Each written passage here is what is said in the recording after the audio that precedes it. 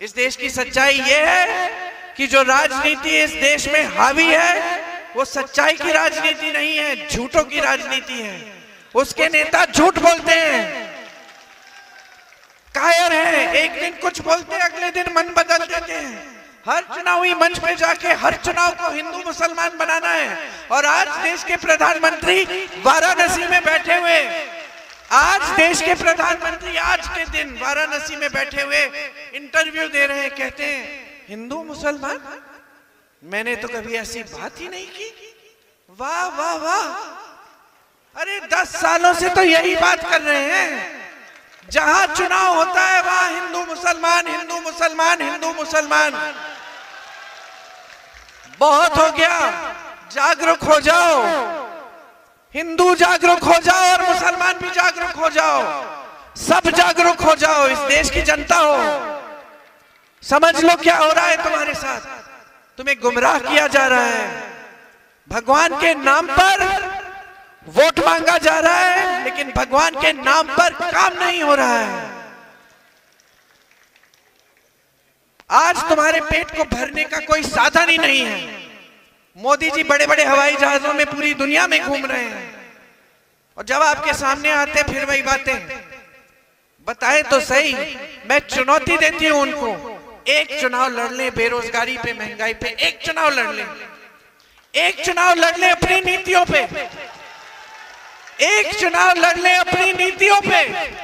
एक बार जरा बताएं, एक बार जरा बताएं इस देश के आम आदमी के लिए, इस देश के मिडिल क्लास के लिए, इस देश के गरीब के लिए क्या किया है, क्या किया है। बता नहीं सकते, और आपने छूट दे रखी है, आंखें बंद कर ली हैं।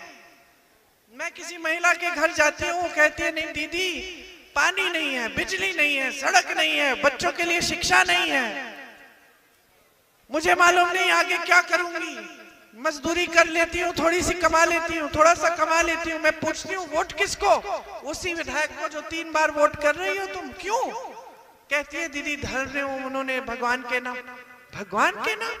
विधायक कुछ कर नहीं रहा है, सांसद कुछ कर नहीं रही है, आपकी कोई सुविधा नहीं दी आपको, तो क्या कहते भगवान अगर आपके सामने खड़े होते आज? कहते खोलो अपनी आंखें, जागरूक बन जाओ, मेरे नाम पर वोट मत दो। नेता से पूछो कि तुम्हारे लिए क्या किया है, यही कहते भगवान। क्योंकि भगवान ने हमेशा जनता की जागरूकता की बात की है।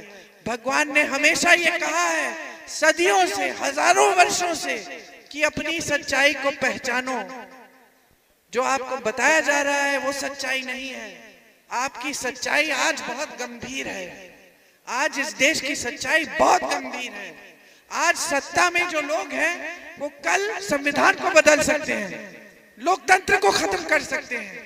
उन्होंने दिखाया है आपको, बार बार आपने प्रदेशों में सरकारें चुनी, पैसे खिला के विधायकों को बदल दी, गिरा दी सरकार। खुलेआम कहते हैं इसने 100 करोड़ लिए, उसने 100 करोड़ लिए। सबसे पहले तो ये 100 करोड़ आए कहां से? भाजपा आज सबसे अमीर पार्टी बन गई है इस देश में नहीं, दुनिया में। दुनिया की सबसे अमीर पार्टी। जानते हैं अमेरिका की पार्टियां भी इतनी अमीर नहीं है। कैसे? 70 सालों से ये देश आजाद था, 55 सालों से कांग्रेस की सरकार रही, 55 सालों से सरकार रहती है, लेकिन कांग्रेस पार्टी इस देश की दुनिया की सबसे अमीर पार्टी नहीं बन पाती। ना कोई प्रयास किया उसे बनाने का। ये लोग हमें भ्रष्ट कहते हैं, हमारी पार्टी को भ्रष्ट कहते हैं, हमारी पार्टी को धर्म विरोधी कहते हैं। और भ्रष्टाचार की स्कीम कौन बनाता है? मोदी जी। बाकायदा स्कीम बनती है इलेक्टोरल बॉन्ड्स की, कि जो जो चंदा दे रहा है उसका नाम गुप्त रहना चाहिए। क्यों? क्योंकि किस किस से चंदा लिया। जब कचहरी में बात आई, न्यायाधीशों ने कहा सूची निकालो। क्या पता चला? कोविड की वैक्सीन किस किस को मिली? हाथ ऊपर करिए, किस किस को टीका लगा? हमें भी लगा। लगाना नहीं चाहती थी, लग गया, दो लगाए, प्रमाण पत्र भी मिल गया मोदी जी के चेहरे वाला, सबको मिला। अब सुन लो, पूरे देश की वैक्सीन एक कंपनी ने बनाई और उस कंपनी ने 52 करोड़ चंदा किसको दिया? गुजरात में एक पुल गिरा, आपको याद है?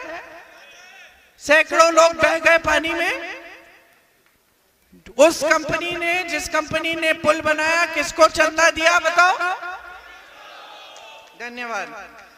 ऐसे लोगों से चंदा लिया, कंपनियों से जिसपे आप छापा मार रहे हो, चंदा लिया, छापा बंद। आपने कार्रवाई कर रखी है, कोई केस डाल रखा है, चंदा लिया, केस ठंडे बस्ते में गया। ये है मोदी जी की ईमानदारी।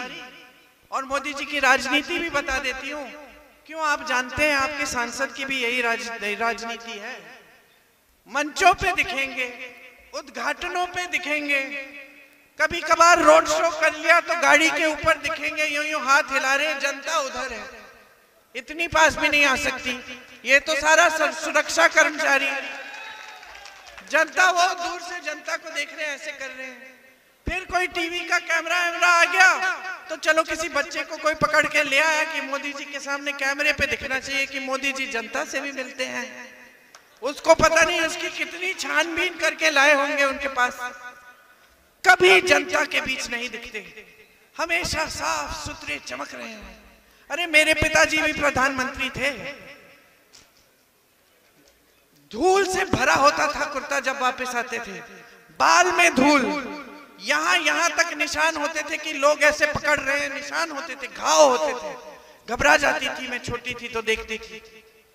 आपके बीच आते थे, पैदल आते थे, अपनी गाड़ी खुद चलाकर, ये सब तामझाम लेके नहीं। आपके गांव में आते थे, आप डांट देती थी कि मेरा बिजली का खंबा नहीं लगाया तो वोट नहीं दूंगी, आ जाओ चाय पी लो चले जाओ। शाहीन तो बहुत डांटती थी। शाहीन को तो मैं पहचानती इसलिए क्योंकि मेरे पिताजी को डांट देती थी और प्यार भी बहुत करती थी, लेकिन मौके पे डांट देती थी। ये भी तो प्रधानमंत्री थे आपके, तो क्या हो गया?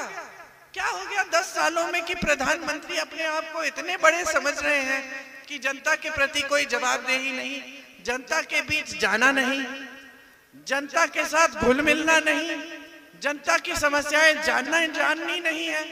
क्या हो गया? कट गए हैं जनता से। आज तो उनके सलाहकार भी इतना डरते हैं कि वो भी नहीं बताएंगे कि किसान मर रहा है, आत्महत्या कर रहा है, क्योंकि 10,000 50,000 रुपए नहीं दे पा रहा है। कोई सलाहकार नहीं बता रहा है कि यहाँ का नौजवान किस तरह से पिट रहा है महंगाई से और बेरोजगारी से। मन की बात तो वो करते हैं। अरे भाई, मन की बात तो उनकी मन की बात बताते हैं, आपकी कौन सी मन की बात सुन रहे हैं? 10 सालों में मन की बात प्रोग्राम है, आयोजित होता है, कोई खड़ा हो जाता है, पूछता है मोदी जी ये वो, मोदी जी जवाब दे देते हैं। लेकिन कभी आपके बीच आके पूछा है मेरे भाई आपके मन की बात क्या है? कभी आंसू पोंछा है? एक बार आंसू पोंछते हुए नहीं देखा मैंने उन्हें, किसी के भी, गरीब छोड़ो किसी के भी। आज रो दिए, हाँ? अपने आंसू पोंछे नहीं, मैं किसी और के आंसू पोंछने की बात कर रही थी, मैं अपने आंसू पोंछने की बात नहीं कर रहे थे। ये पहले प्रधानमंत्री हैं भाई और बहनों इस देश के, जो आकर आपके सामने अपनी परेशानियां गिनाते हैं कि देखो, गाली देते हैं वो सुबह से शाम तक। इंदिरा जी को देशद्रोही कहते हैं, राजीव जी को देशद्रोही कहते हैं, मेरे परिवार के हर सदस्य के बारे में कुछ ना कुछ पूछिए ही मत क्या क्या कहते हैं। और फिर आपके सामने आके शिकायत करते हैं कि कोई उनके बारे में उनको गाली दे रहा है। एक बार गाली नहीं दी, चरित्र ही नहीं है हमारा, सभ्यता ही नहीं है हमारी। हाँ, आप काम नहीं करेंगे तो हम जरूर सवाल उठाएंगे, आपकी गलत नीतियां हैं तो हम जरूर सवाल उठाएंगे। अब तो आप रो भी पड़े हैं जनता के सामने। अब इस ऐसे कमजोर प्रधानमंत्री तो मैंने जिंदगी में नहीं देखे। मैंने तो अपनी दादी देखी है, पूरी दुनिया हमला कर रही है, गालियां दे रही है, जंग कर रही है पाकिस्तान से, अकेली औरत पाकिस्तान को तोड़ रही है 2 टुकड़ों में, एक आंसू नहीं गिरता। मैं आपको बताऊं इंदिरा जी के बारे में कुछ। जिस दिन उनके बेटे की आकस्मिक मौत हुई, 33 साल का बच्चा था, उसकी मृत्यु हो जाती है, तब मैंने देखा है उन दिनों अपनी दादी को।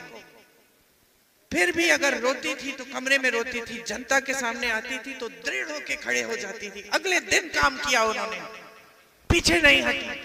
और ये थोड़ी सी आलोचना सुन के रोने लग गए,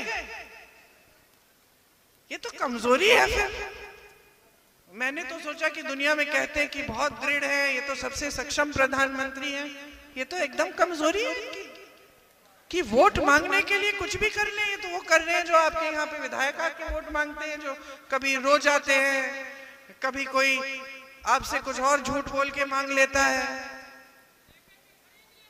हाँ,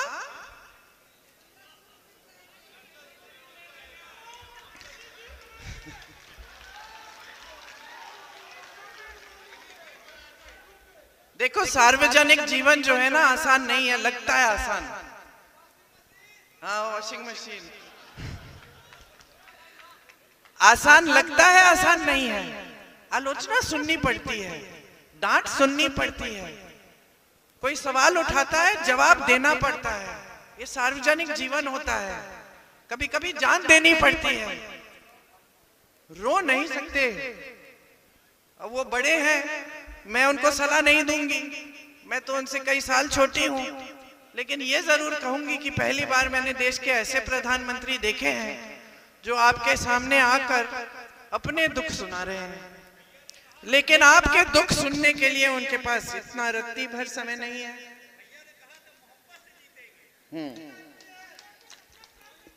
तो बात यह है भाइयों और बहनों की करना क्या है, अब आगे की क्या योजना है। आपको यही चाहिए कि धर्म के नाम पर राजनीति होती रहे, चुनाव में रोना धोना, या फिर फिजूल की बातें, कोई भैंस चुराएगा, कोई मंगलसूत्र चुराएगा, ये बातें, या फिर कोई और कहानी, भारत में चुनाव है, पाकिस्तान की बातें। क्या चाहते हैं? या आप चाहते हैं कि आपके जो नेता हो वो जवाबदेह हो, कि आपके जो नेता हो थोड़ा सा घबराएं आपके सामने आने पे कि भैया अगर काम नहीं किया है तो मुश्किल में पड़ जाएंगे। आपके नेता थोड़ा मुंह दिखाने लायक बने, थोड़ी हिम्मत करें, आपके लिए भी कुछ करके दिखाएं। क्या चाहते हैं आप, ये तय करना है। क्योंकि अगर आपने इस तरह की राजनीति को और उभरने दिया तो ये जो बेरोजगारी आज 45 सालों में सबसे ज्यादा है, 5 सालों में जाने कहां पहुंच जाएगी। आपकी समस्याओं का हल कौन करेगा? टीवी तो आपको दिखाते रहेगा, क्योंकि वैसे भी खरबपति के चैनल हैं सारे, वो तो दिखाते रहेंगे अच्छी अच्छी चीजें, बहुत तरक्की, अर्थव्यवस्था मजबूत हो रही है। आप अपने जीवन में कोई तरक्की नहीं देखेंगे, अपने जीवन में वही मुसीबतें, वही परेशानियां। और जब आप प्रधानमंत्री या किसी नेता को बताने की कोशिश करते हैं तो वो आपको अपने दुख सुना रहे हैं, वो खुद ही रो रहे हैं, अपने ही आंसू पोंछ रहे हैं, आपके क्या पोंछेंगे। तो क्या चाहिए? तय कर लो, मन बना लो। आपकी जागरूकता इस देश को बचा सकती है। आपको आंखें बंद करके अपना वोट देना है तो ठीक है, ऐसी खाई में रहिए, कौन मदद करेगा आके आपको। समझ लीजिए, यहां पे जो राजनीति आपने स्थापित की थी ना मेरे पिताजी के साथ, बिल्कुल सही राजनीति थी। कितना भी बड़ा नेता हो आकर आपके आंसू पोंछे, अपने आंसू हैं तो अपने कमरे में जाके पोंछ लीजिए।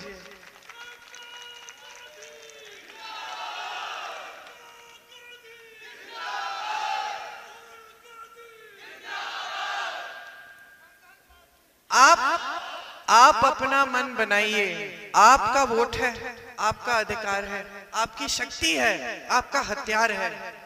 इसको अपने लिए इस्तेमाल करिए, अपने लिए। समझ लीजिए कांग्रेस पार्टी क्या नीतियां लाई है, क्या हमारे लिए कुछ करने जा रही है, जहां जहां कांग्रेस के प्रदेश हैं वहां क्या किया है, ये समझिए। फिर भाजपा को देखिए, कौन से बड़े बड़े सपने दिखाए, उनमें से क्या कुछ सपने साकार हुए? नहीं हुए। तो समझ लीजिए ना सच्चाई क्या है, और उस सच्चाई के आधार पर अपना वोट डालिए। किसी के बातों में मत पड़िए। मैं तो कहती हूँ मेरी भी बातों में मत पड़िए। देख लीजिए कांग्रेस क्या कर रही है, हमारी प्रदेश सरकारों में क्या हो रहा है। महिलाओं के खाते में पैसे डल रहे हैं, महिलाएं सब जगह घूम रही है, तीर्थ यात्रा कर रही हैं, बस की फीस नहीं लगती, फ्री में जाती हैं। हम कह रहे हैं कि अगर हमारी सरकार आएगी तो 25 लाख का बीमा यहाँ पूरे देश भर में लागू करेंगे, ताकि जिसको ऑपरेशन कराना हो उसके लिए मुफ्त हो जाए। हम कह रहे हैं कि जो स्नातक पास बच्चे हैं उनको 1 लाख सालाना पक्की नौकरी, पहली नौकरी अधिकार मिलेगा कानूनी। हम कह रहे हैं कि फंड बनाएंगे नौजवानों के लिए, ताकि छोटे कारोबार मजबूत बने। आपको कुछ शुरू करना है, आपको सुविधा मिलेगी। पेपर लीक के खिलाफ कानून लाएंगे, सख्त से सख्त कार्रवाई करेंगे। किसानों के हर सामान पे जीएसटी मुक्त कर देंगे। किसानों की कर्ज माफी के लिए एक स्थायी आयोग लाएंगे। हम इतने सारे काम करना चाहते हैं आपके लिए। मजदूरी जो है, न्यूनतम मजदूरी 400 रुपए की होगी, ये कानून बनेगा। आशा आंगनबाड़ी महिलाओं के लिए दुगना आपका मानदेय बनेगा। 30 लाख अग्निवीर को रद्द कर देंगे। और मैं देखिए, ये हमने लिखा है अपने न्याय पत्र में, अग्निवीर जैसी स्कीम तो होनी ही नहीं चाहिए थी। सारी उम्मीदें, सारी आशाएं खत्म कर दी। जो मेहनत कर रहा था सेना में जाने के लिए, अब रो के कहता है कि मुझे नहीं जाना। मैं शहीद भी हो जाऊंगा तो मेरे परिवार को कुछ नहीं मिलेगा, मुझे शहीद का दर्जा भी नहीं मिलेगा। और 4 साल बाद वापस घर आऊंगा, नौकरी ढूंढूंगा फिर से। यह है मोदी जी की स्कीम।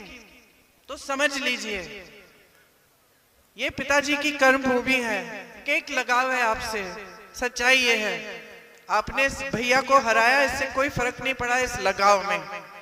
कोरोना हुआ उसके बाद सबसे पहले भैया ने मुझे फोन किया और बोला, अमेठी का जो कहीं फंसा हुआ है, गुजरात में, बिहार में, मुंबई में, हैदराबाद में, ढूंढो और ढूंढ के घर पहुंचा दो। ये भैया के लफ्ज थे मुझे।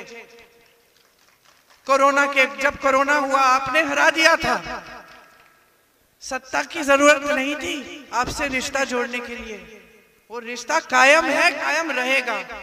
लेकिन पिताजी की कर्मभूमि है, पिताजी शहीद हुए इस देश के लिए, और आप सब उन लोगों के बेटे हैं, बेटियां हैं जिन्होंने पिताजी के साथ कंधे से कंधा मिलाकर काम किया। इसीलिए दिल पे चोट पहुंचती है ये देखते हुए कि आप गुमराह हो रहे हैं, कि यहाँ से आप राजनीति का संदेश, सही राजनीति का संदेश पूरे देश में नहीं भेज रहे हैं। मिसाल बनिए, यहाँ से संदेश भेजिए पूरे देश में। नहीं चाहिए हमें ये नाटक नौटंकी, आंसू पोंछने वाली राजनीति। पहले हमारे आंसू पोंछो, भेज दो संदेश पूरे देश में कि हमें किशोरीलाल शर्मा जैसे कार्यकर्ता चाहिए, जो हमारे बीच में घूमे, जो हमारे पास आए, जो हमारे दुखों को समझे, जो दिन रात हमारी समस्याओं का हल ढूंढे। ऐसी राजनीति चाहिए।